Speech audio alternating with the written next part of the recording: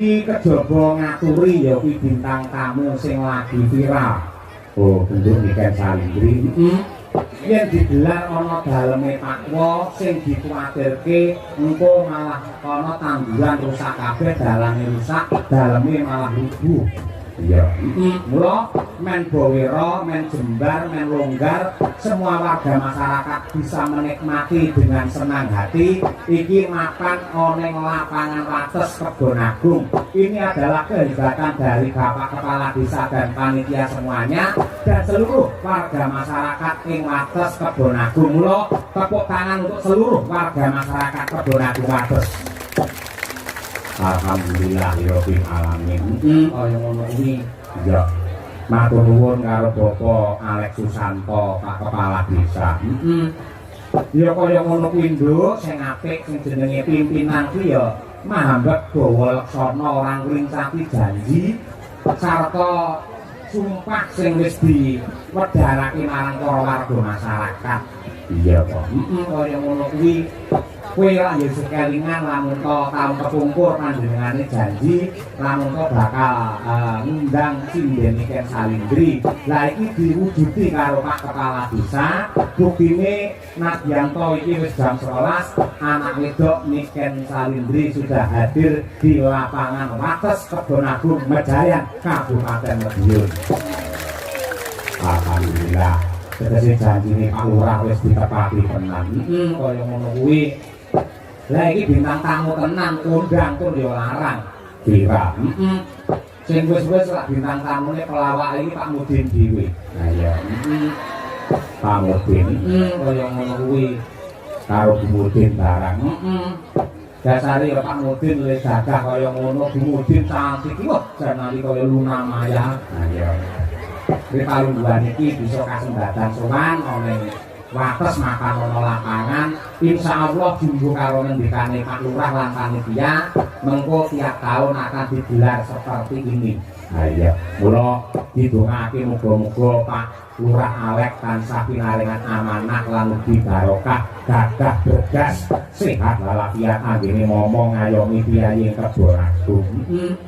Sumrambah kabeh para warga masyarakat ing Kebon Agung khususipun wonten ing wates ugi tansah ginanjar kawilujengan tebih saking sukar sakit, tansah mandya hariman rahayu, pinaringan rejeki ingkang melimpah ruah, putra putrinipun soleh solehah, pinaringan tentrem lahir batin, keselamatan donya tekan akhir. Allahumma